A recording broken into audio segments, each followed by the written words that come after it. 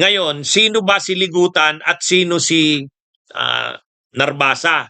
So pinagkukumpara ngayon ng dalawa. Maganda yung pagkukumpara. Unang-una, ito pa lang si Attorney Ligutan, mga kabunyog, hindi pala ito simpleng abogado. Matalino talaga pala ito. Cebuano ito, Cebuano. Si Attorney Amando Berhiligutan. Ha? Cebuano na lawyer.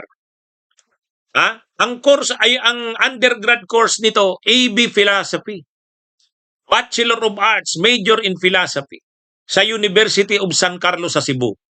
Ha? So Cebuano. AB Philo, ang course niya, Bachelor of Arts, major in Philosophy. Ha? Ha? Ito yung major in philosophy, ang kurso sa undergrad course, pero hindi pilosopo. Hindi hindi mayabang, hindi hambog. Sa atin ang pagkaintindi mo pag sinabi mong graduate ng philosophy, pilosopo. Ito hindi. Mabait. Saka nasa tama ang mga argumento, hindi siya pilosopo. Hmm? Pero ito alam nyo, summa cum laude. Pag-graduate niya ng University of San Carlos, summa cum laude, mga kabunyo. Summa cum laude. O ngayon, nag-aral siya ng College of Law sa UP. Juris Doctor, University of the Philippines College of Law. Yun. Kaya matindi ang background nito. Matindi ang background. Summa cum laude sa AB Philo. Tapos, Juris Doctor niya, graduate siya ng law sa UP. Ang mga professional records niya, managing partner siya ng isang law firm. Dati siyang junior associate sa ACRA Law Office. Pag sinabi mong ACRA, ito yung isa sa pinakamalaking law firm sa bansa.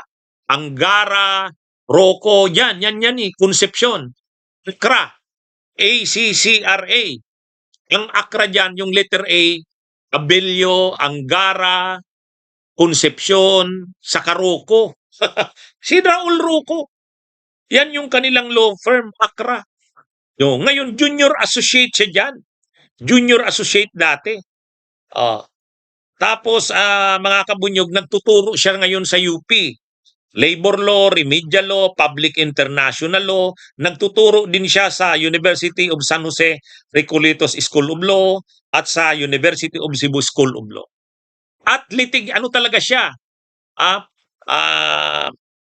Talagang sanay siya sa litigation. Kaya makikita mo naman, hindi siya masindak-sindak eh. Sinisindak siya nito ni Narbasa, hindi. Natatawa na nga lang si Attorney Ligutan. Natatawa. Kasi masyado ng itong si Narbasa.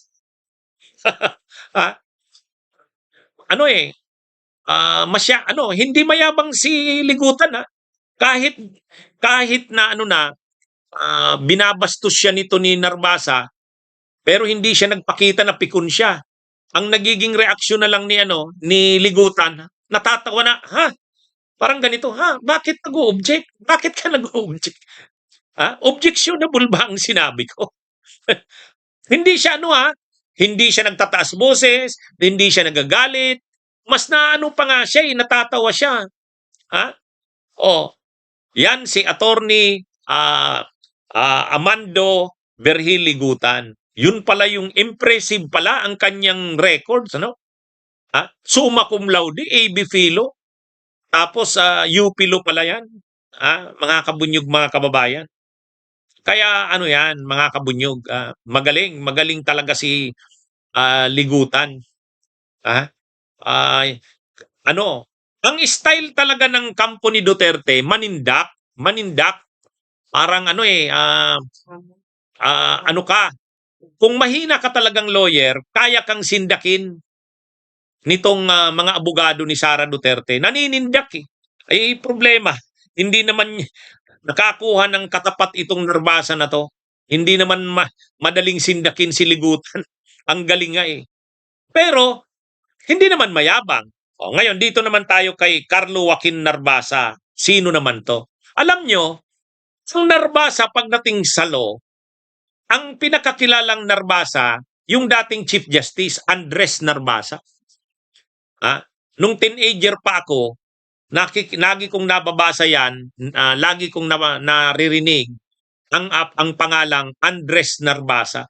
Kasi nung pinatay si Ninoy, nagbuo noon ng fact-finding committee o commission si Marcos para imbestigahan yung pagpatay kay Ninoy Aquino, double murder case, Aquino Lagman ay Galman. Yung Aquino Galman double murder case. Ang noon, ang Agraba Commission ang tawag doon. Kasama ni Agraba doon si Andres Narbasa. Magaling yun na lawyer. Naging Chief Justice yun. Si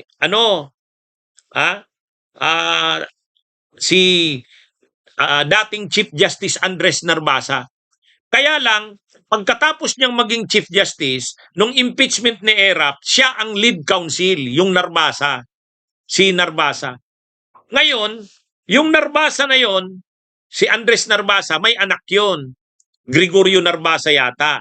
O, ito yatang Carlo Joaquin Narbasa, anak nung Gregorio Narbasa. Anak nung Gregorio Narbasa.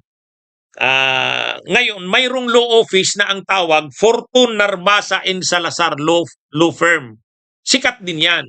Siyempre, pag sinabi mong Fortune, yung magkapatid na Fortune, si Sigfred at saka si Raymond. Pag sinabi mong Narbasa, yung ilang henerasyon na nga yan ng mga magagaling na lawyers. Yung pinakakilala, yung dating Chief Justice, si Andres Narbasa. Ang anak nun, Gregorio Narbasa yata. Ngayon, itong Carlo Joaquin, anak nung Gregorio, kaya apo ito nung dating Chief Justice. Kaya medyo kaya siguro mayabang din itong Carlo Joaquin Narbasa kasi Narbasa nga kilala. Nag-graduate ito ng AB English Literature sa Ateneo de Manila, nag-graduate din ng Law, Juris Doctor sa Ateneo de Manila. Naging lawyer 2016. Senior associate ito ng Fortune Narbasa and Salazar Law Firm. So talaga, rin, kumbaga may pangalan kasi yan Narbasa nga Kaya lang nasubrahan ng yabang. Nasubrahan ng yabang itong ito. Ngayon, parang ang nangyari, nilikturahan siya ni Ligutan. Buti na nga lang mabait si Ligutan hindi naman siya binastos Hindi naman siya binastos. Pero ako, kung tatanungin nyo, yan yung naobserbahan ko dito kay Narbasa at saka kay Ligutan.